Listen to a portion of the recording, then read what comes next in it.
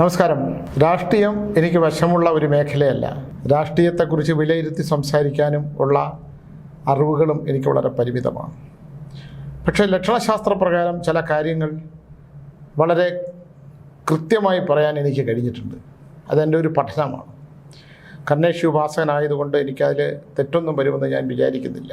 ഇത് പറയാനുള്ള കാരണം, പിണറായി സർക്കാരിൻ്റെ 2 വർഷം മുമ്പുള്ള എൻ്റെ പ്രഡിക്ഷൻസ്, സർക്കാർ നിരന്തരമായി തുടർച്ചയായി അധികാരത്തിൽ വരുമെന്നും അത് 9 എന്ന് പറയുന്ന ഒരു സംഖ്യയുമായിട്ട് ബന്ധപ്പെട്ട് ആണെന്നും ഞാൻ വളരെ കൃത്യമായി പറഞ്ഞിട്ടുണ്ടായിരുന്നു. അതുമാത്രമല്ല, അതുവരെ CPM-ൻ്റെ മേൽത്തട്ടിൽ ഉണ്ടായിരുന്ന സീനിയേഴ്സായിട്ടുള്ള പല നേതാക്കന്മാർക്കും പടിയിറങ്ങേണ്ടി വരുമെന്നും പറഞ്ഞിട്ടുണ്ടായിരുന്നു. ലക്ഷണശാസ്ത്രത്തിൽ നമ്മൾ എടുക്കുന്നതാണ്. നമ്മളിപ്പോൾ ഒരാളെ സങ്കല്പിച്ചുകൊണ്ട് ഒരു കാര്യം നോക്കിയാൽ അതിൻ്റെ ഫലം അപ്പം തന്നെ തെളിയുന്നതാണ്.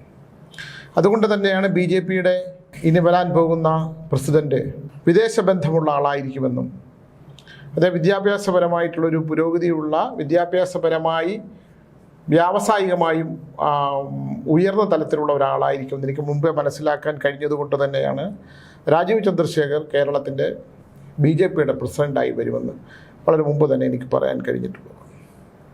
ഇത് രാഷ്ട്രീയ വിശകലനമല്ല, പക്ഷേ ചില കാര്യങ്ങൾ നമുക്ക് ഒരു സൂചനയായിട്ട് കൊടുക്കാൻ കഴിയും. നമ്മൾ പ്രതീക്ഷിച്ചതുപോലെ തന്നെ, അല്ലെങ്കിൽ കേരളത്തിലെ BJP ഘടകത്തിനൊരു മാറ്റമുണ്ടാകണം, കേരളത്തിലെ നിഷ്പക്ഷരായിട്ടുള്ള BJP-യുമായിട്ട് ബന്ധമുള്ള ജനങ്ങൾക്ക്, BJP-യുടെ വളർച്ച ആഗ്രഹിക്കുന്ന ഒരു വിഭാഗം ജനങ്ങളുണ്ട്.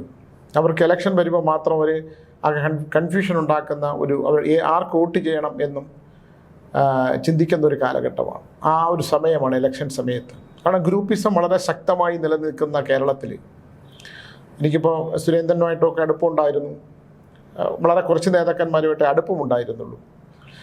ഈ BJP എന്ന് പറയുന്ന പാർട്ടിക്കകത്ത് നമ്മൾ മനസ്സിലാക്കാൻ പറ്റിയത്, ഇലക്ഷൻ സമയമാകുമ്പോൾ കോർപ്പറേഷൻ ഇലക്ഷനാണെങ്കിലും എൻ്റെ അടുത്തേക്ക് ഈ ഒരേ മണ്ഡലത്തിൽ, ഈ കോർപ്പറേഷൻ മണ്ഡലം എന്ന് പറയുന്നത് ചെറുതാണ്, ആ കോർപ്പറേഷൻ കൗൺസിലർമാരുടെ ഇടയിൽ നിന്ന് തന്നെ ഒരേ സ്ഥാനത്ത് നിന്ന് 5 പേരൊക്കെ വരും ഇവർക്ക് ഈ പാർട്ടിയുടെ മത്സരിക്കാനായിട്ടുള്ളത്. എനിക്ക് വളരെ അത്ഭുതം തോന്നും. കാരണം പാർട്ടി ഒറ്റക്കെട്ടായിട്ട്, ഇപ്പോൾ CPM-നെ സംബന്ധിച്ചിടത്തോളം CPM ഒരു സ്ഥാനാർത്ഥിയെ നിശ്ചയിച്ചു കഴിഞ്ഞാൽ പിന്നെ അതാണ് പാർട്ടി, അത് തോൽപ്പിക്കാനുള്ള ശ്രമമുണ്ടോ എന്നൊന്നും എനിക്കറിയില്ല. ജയിപ്പിക്കുക എന്നുള്ളതാണ് അവർക്കപ്പോൾ. അവരുടെ ബാക്കിയുള്ള മനസ്സുകളൊക്കെ മാറിയിട്ട് അങ്ങനെ വരും. കോൺഗ്രസിനകത്ത് ഒരു പരിധി വരെ അതുണ്ട്. BJP-ക്കകത്ത് എനിക്കത് അത്രത്തോളം കാണാൻ കഴിഞ്ഞിട്ടില്ല. രാജീവ് ചന്ദ്രശേഖറുമായിട്ട് ഞാൻ ചെറിയൊരു അടുപ്പമേ ഉള്ളൂ. കാരണം അങ്ങനെ ഇലക്ഷന് മുമ്പുള്ള തിരുവനന്തപുരത്ത് കോർപ്പറേഷനിൽ പ്രതിപക്ഷ നേതാവായിരുന്ന, കോൺഗ്രസ് നേതാവായിരുന്ന മഹേശ്വരൻ നായരെ ഞാൻ അദ്ദേഹത്തിൻ്റെ അടുക്കലേക്ക് എത്തിച്ച് BJP പ്രവർത്തകനായിട്ട് രാഷ്ട്രീയം വേണ്ട, മതിയാക്കി പോകണം എന്ന് വിചാരിച്ചാണ്. അപ്പം ഞാൻ പറഞ്ഞു, ഇത്രയും കാലം കോൺഗ്രസ്സിന് ലീഡറുടെ വെള്ളം വിശ്വസ്തനായിട്ട് പ്രവർത്തിച്ചതില്ലേ, കുറച്ചു കാലം BJP-യിലേക്ക് നോക്കൂ എന്ന് പറഞ്ഞിട്ട് അദ്ദേഹത്തിനെ നിർബന്ധിച്ച് പാർട്ടിയിലേക്ക് കൊണ്ടുവന്നതാണ്. സ്ഥാനമാനങ്ങളോ അല്ലെങ്കിൽ ബാക്കിയുള്ള ധനപരമായിട്ടുള്ള കാര്യങ്ങളൊന്നും ആഗ്രഹമില്ലാത്ത, രാഷ്ട്രീയത്തിൽ എന്നും വേറിട്ട് നിന്ന ഒരു വ്യക്തിത്വമാണ് മഹേശ്വരൻ നായരുടെ. രാജീവ് ചന്ദ്രശേഖരനെ എനിക്ക് അടുത്ത് കുറച്ച് പരിചയമുള്ളൂ, കുറച്ച് ദിവസത്തെ പരിചയമുള്ളൂ. എനിക്ക് വ്യത്യസ്തനായിട്ട് തോന്നിയ ഒരാളാണ് അദ്ദേഹം. തിരുവനന്തപുരത്തെ അല്ലെങ്കിൽ കേരളത്തിലെ പാർട്ടി പ്രസിഡൻ്റായി വന്നു കഴിയുമ്പോൾ പാർട്ടിക്ക് ഒരു മാറ്റം ഉണ്ടാകുന്നുള്ള ഉറപ്പാണ്. ഒന്ന്, അദ്ദേഹത്തിൻ്റെ രാജയോഗം.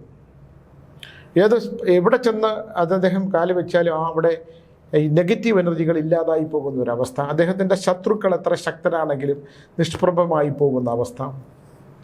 ശത്രുക്കൾക്ക് അത് വളരെ ചുരുക്കം പേരിൽ മാത്രമാണ് അത്തരത്തിലുള്ളൊരു ഗ്രഹനില കാണാൻ പറ്റുന്നത്. അദ്ദേഹത്തിൻ്റെ ലക്ഷണശാസ്ത്രപ്രകാരത്ത് ഗ്രഹനിലയുടെ ആവശ്യമില്ല. പക്ഷേ സങ്കല്പത്തിൽ വെച്ച് തന്നെ നമുക്കൊരാളുടെ മുഖം ചിന്തിച്ചിട്ട് അതിൻ്റെ സങ്കല്പം പറയാൻ പറ്റും. രാജീവ് ചന്ദ്രശേഖർ ശരിക്കും BJP-ക്ക് ഒരു ഉണർവ് തന്നെയാണ്. ഞാനിപ്പോൾ അദ്ദേഹമായിട്ട് കണ്ടിട്ടോ, ഇല്ലെങ്കിൽ അദ്ദേഹത്തിൻ്റെ ഒരു ഇൻ്റർവ്യൂ കണ്ടിട്ടോ, ഇല്ലെങ്കിൽ അദ്ദേഹമായിട്ടൊരു അടുപ്പമുണ്ടായിട്ട് പറയുന്നതല്ല. DNA ചാനലിലൂടെ ഇത് പറയാനുള്ളതിനൊരു കാരണം കൂടിയുണ്ട്. കാരണം വ്യക്തിപ്രഭാവത്തോട് നിൽക്കുന്ന ആൾക്കാരെ ഇല്ലാതാക്കാൻ യൂട്യൂബ് ചാനലിലൊരു വിഭാഗമുണ്ട്. നേട്ടങ്ങൾക്ക് വേണ്ടി, സാമ്പത്തിക നേട്ടങ്ങൾക്ക് വേണ്ടി ബ്ലാക്ക് മെയിൽ ചെയ്യുന്ന, അല്ലെങ്കിൽ അടുത്തുകൂടാൻ ശ്രമിക്കുന്നതിലേക്ക് കയറിപ്പറ്റി വിശ്വസ്തത കാണിച്ചുകൊണ്ട് ആരെയാണോ അവർക്ക് തകർക്കാൻ ഉദ്ദേശിക്കുന്നത്, അതൊരു ചാരസംഘടനയുടെ രീതിയിൽ അടുത്തുകൂടിക്കൊണ്ട് ഇല്ലാതാക്കുന്നൊരു ശ്രമമുണ്ട്. അത് നടന്നുകൊണ്ടിരിക്കുകയാണ്. അപ്പോൾ രാജീവ് ചന്ദ്രശേഖർ ശ്രദ്ധിക്കണമെന്നാണ് എനിക്ക് പറയാനുള്ളത്. ഇത് വളരെ വ്യക്തമായ ചില അറിവുകൾ എനിക്കുള്ളത് കൊണ്ടാണ്. ഇതൊരു വാർത്തയായിട്ട് കാണേണ്ടതല്ല. ഇത് BJPയിലെ ഏത് രാഷ്ട്രീയ പാർട്ടിക്കായിട്ട് ബന്ധമുണ്ടായി അങ്ങനെ ഒരു വാർത്ത എനിക്ക് എൻ്റെ മുമ്പിലേക്ക് വന്നാലും എനിക്കത് പറയണം എന്നുള്ളത് കൊണ്ട് പറയുകയാണ്.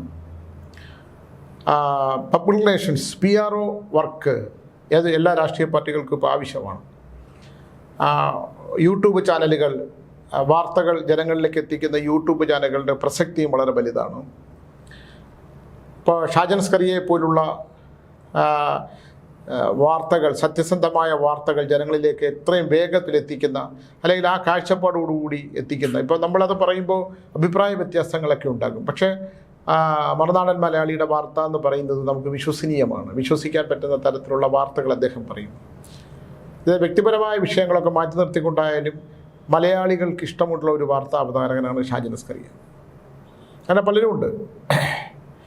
അപ്പോൾ ഓരോ സംഘടനകൾക്ക് ഒപ്പം നിൽക്കുന്ന ചില യൂട്യൂബ് ചാനലുകളുണ്ട്. പ്രസ്ഥാനങ്ങളെ വിശ്വസിച്ചുകൊണ്ട് അവർക്ക് വേണ്ടി മാത്രം ജോലി ചെയ്യുന്നവരുണ്ട്. ജനങ്ങളിലേക്ക് വാർത്തകൾ സൃഷ്ടിച്ചുകൊണ്ട് ഇമേജ് ക്രിയേറ്റ് ചെയ്യുന്നതുണ്ട്. അവിടെയാണ് വിശ്വസ്തത നടിച്ചുകൊണ്ട് ചാരന്മാർ കടന്നു കയറുന്നത്. വളരെ ശ്രദ്ധിക്കേണ്ട ഒരു കാര്യമാണെന്ന് പറയുന്നു. എനിക്ക് പ്രത്യേകിച്ച് രാജീവ് ചന്ദ്രശേഖരനെ പോലെ പാർട്ടിക്ക് ദുർബലത വന്നുകൊണ്ടിരിക്കുന്ന ഒരു ഘട്ടത്തിൽ, അല്ലെങ്കിൽ ഒരുപാട് ഗ്രൂപ്പുകൾ സജീവമായിരുന്ന ഒരു കാലഘട്ടത്തിൽ കേന്ദ്ര നേതൃത്വത്തിൻ്റെ അറിവോടുകൂടി ഒരാളെ പാർട്ടിയെ ശുദ്ധീകരിക്കാനും പാർട്ടിയെ വളർത്താനും പാർട്ടിയിലെ എല്ലാ തരത്തിലുള്ള ആൾക്കാരെ ഒരുമിച്ച് ചേർത്ത് നിർത്തിക്കൊണ്ട് പാർട്ടിയെ മുമ്പിലേക്ക് പടനയിക്കാനും ഒരു ധീര യോദ്ധാവിനെ പോലെ രാജീവ് ചന്ദ്രശേഖരനെ കൊണ്ടുവന്നിരിക്കുന്നു. അപ്പോൾ അദ്ദേഹം ജനങ്ങളുടെ എൻ്റെ ഈ ഇദ്ദേഹത്തിനെ പ്രസിഡൻ്റായിട്ട് സൃഷ്ടിക്കുന്ന സമയം നമ്മുടെ പാർട്ടിയിലെ CPM-ആയിട്ട് ബന്ധമുള്ള ഒരാൾ എന്നെ വിളിച്ചു പറഞ്ഞു, ഇദ്ദേഹം ജനങ്ങളുമായിട്ട് ഉണ്ടാവില്ല, ഇദ്ദേഹം വളരെ വ്യവസായിയാണെന്ന്. ഞാൻ പറയാം, അത് നമുക്ക് പറയാൻ പറ്റില്ലല്ലോ. അദ്ദേഹം തുടങ്ങിയ ബിസിനസ്സിൽ അത് പ്രൂവ് ചെയ്ത ആളാണ്. അദ്ദേഹം ഏതിലാണോ കൈവച്ചത് അവിടെയൊക്കെ തന്നെ അതിൻ്റെ വിജയം കണ്ട ഒരാളാണ്, വിജയക്കൊടി നാട്ടിയ ആളാണ്. അപ്പോൾ അതുകൊണ്ട് ഇനി ബന്ധമില്ലെങ്കിൽ തന്നെ ബന്ധമുണ്ടാക്കാവുന്ന വിധത്തിലുള്ള ഊർജ്ജമുള്ള ആളാണ്. അതിനുള്ള മനസ്സും ആരോഗ്യവും ദൈവാധീനവും കർമ്മശുദ്ധിയൊക്കെ ഉള്ള ആളാണ്. അപ്പോൾ നമുക്ക് എഴുതിത്തള്ളാൻ കഴിയില്ല. അതിൻ്റെ ഏറ്റവും വലിയ തെളിവാണ് ഇന്നലെ മുനമ്പത്ത് അദ്ദേഹം പോയി. അതിൽ കുറേ പേര് പാർട്ടിയിലേക്ക് ചേർന്നു. പാർട്ടിയെ വളർത്താനായിട്ടുള്ള തളർച്ചയിൽ നിന്ന് ഉണർത്തിയെടുത്തുകൊണ്ട് ഗ്രൂപ്പിസത്തിന് അതീതമായിട്ട് കേരളത്തിന് BJPയുടെ ഒരു പ്രസിഡന്റിനെ കിട്ടുമ്പോൾ മഹാഭാരതത്തിലെ ശകുനിയെ പോലെ കൗരവർ ഒപ്പം നിന്നുകൊണ്ട് കൗരവരെ ചതിക്കുന്ന കഥാപാത്രമാണ് ശകുനി. കൗരവർ തോക്കണമെന്ന് ഏറ്റവും കൂടുതൽ ഇഷ്ടപ്പെട്ടിരുന്ന ഒരാളാണ് ശകുനിയുടെ ചരിത്രം നമ്മൾ വായിച്ചാൽ മനസ്സിലാക്കുന്ന അതാണ്. ഗാന്ധാരം എന്ന് പറയുന്ന രാജ്യത്ത് നിന്ന് തൻ്റെ സഹോദരിയെ ഭീഷ്മറും ധൃതരാഷ്ട്രരും കൂടെ തട്ടിക്കൊണ്ടുവന്ന് വിവാഹം കഴിച്ചപ്പോൾ തൻ്റെ സഹോദരങ്ങളെ മുഴുവൻ പിടിച്ച് ജയിലിനകത്തിട്ടപ്പോൾ ആ 107 സഹോദരന്മാരും പിടഞ്ഞു മരിച്ചപ്പോൾ അവർ ഭക്ഷണം കഴിക്കാതെ ഭക്ഷണം ശകുനിക്ക് കൊടുത്ത് ശകുനി മാത്രം ജീവിച്ച് പുറത്ത് വന്ന് ആ ഹസ്തിനപുരിയെ ഇല്ലാതാക്കുന്ന ശകുനി അവരെവിടാണ് നിന്ന് കൗരവരുടെ കൂടം, കൗരവർക്കൊപ്പം നിന്ന് കൗരവരെ നശിപ്പിക്കുന്ന ഓരോ കൗരവരും ചത്തു വീഴുമ്പോഴും സ്വയം താൻ യോദ്ധാവായി മരിച്ചു വീഴുമെന്ന് അറിഞ്ഞുകൊണ്ട് തൻ്റെ രാജാവിനെയും നമ്മുടെയും ഇല്ലാതാക്കിയ ആളിൻ്റെ വളരെ ബുദ്ധിപൂർവം പ്രവർത്തിച്ച പകിട ആ 12ാം പകിടയിൽ ചതി ഒളിപ്പിച്ച് ജയിപ്പിച്ച ആളാണ് ഈ ശകുനി. അതുപോലാണ് രാജീവ് ചന്ദ്രശേഖരന് ഒപ്പം നിൽക്കുന്നവർക്കിടയിൽ വളരെ ശ്രദ്ധിക്കേണ്ടതും പാർട്ടിക്കാർ ശ്രദ്ധിക്കേണ്ടതുമാണ്. ബ്ലാക്ക് മെയിലിംഗ് രാഷ്ട്രീയത്തിലൂടെ പണമുണ്ടാക്കിയ, ഇല്ലെങ്കിൽ ബ്ലാക്ക് മെയിലിംഗ് ചെയ്ത് ഒപ്പം നിന്ന് ബ്ലാക്ക് മെയിൽ ചെയ്തിട്ട് അവരുടെ രഹസ്യങ്ങൾ ചോർത്തിയെടുത്ത് പണമുണ്ടാക്കുന്ന ചില കക്ഷികൾ, ചില യൂട്യൂബർമാർ അവിടെയൊക്കെ കടന്നു കയറാനുള്ള ശ്രമം നടത്തുന്നുണ്ട്. വളരെ ശ്രദ്ധിക്കണം ആ പാർട്ടിയുമായിട്ട് ബന്ധപ്പെട്ട് നിൽക്കുന്നവർ. രാജീവ് ചന്ദ്രശേഖരനെ സംബന്ധിച്ചിടത്തോളം നേരായ വഴികളിലൂടെ അദ്ദേഹത്തിന് പണത്തിൻ്റെ ആവശ്യമില്ല, പ്രശസ്തിയുടെ ആവശ്യമില്ല, ഇരിപ്പിടങ്ങൾ അധികാരത്തിൻ്റെ ആവശ്യമില്ല. നിലവിൽ അദ്ദേഹത്തിന് പാർട്ടിയെ വളർത്താൻ കേന്ദ്രത്തിൽ നിന്ന് നിയോഗിച്ചിരിക്കുന്ന ആളാണ്. പാർട്ടിയെ ശുദ്ധീകരിച്ച് പാർട്ടിയെ അധികാരത്തിൽ നിന്നുപരി പാർട്ടിക്ക് ഇവിടെ മെമ്പർഷിപ്പ് കൂട്ടാനും ഇവിടെ MLA-മാരും ഉണ്ടാക്കാനും ഒക്കെ ആയിട്ടുള്ള ഒരു ചുമതലയാണ് നൽകിയിരിക്കുന്നതാണ് എനിക്ക് അറിയാൻ കഴിഞ്ഞിട്ടുള്ളത്. രാഷ്ട്രീയത്തെക്കുറിച്ച് എനിക്ക് അധികം ഗ്രാഹ്യമില്ല. പക്ഷേ ഏത് പാർട്ടിയാണെങ്കിലും ആരോഗ്യപരമായ ഒരു മത്സരം വേണമെന്ന് ഞാൻ ആഗ്രഹിക്കുന്നു. അതുകൊണ്ട് തന്നെ BJP-യുടെ ആ പുതിയ ഉണർവില്ലാതാക്കാൻ ശ്രമിക്കുന്ന ചില കക്ഷികളെ നിങ്ങൾ തിരിച്ചറിയണമെന്ന് പറയാനാണ് ഈ പ്രോഗ്രാം ചെയ്യുന്നത്. വളരെ ശ്രദ്ധിച്ചാൽ ശുദ്ധികലശം ചെയ്ത് പാർട്ടിയെ മാത്രമല്ല ചുറ്റും നിൽക്കുന്നവരെയും കൂടെ ശുദ്ധികലശം ചെയ്യണം. ശുദ്ധികലശം ചെയ്തുകൊണ്ട് ഏത് ഊർജ്ജമുള്ള ആരോഗ്യപരമായ ഊർജ്ജമുള്ള പോസിറ്റീവ് എനർജിയുള്ള ഒരു മത്സരമാകട്ടെ. ഇപ്പോൾ കോൺഗ്രസ് ആണെങ്കിലും CPM ആണെങ്കിലും BJP ആണെങ്കിലും അത് ആരോഗ്യപരമായിട്ടുള്ള ഒരു മത്സരമാകട്ടെ.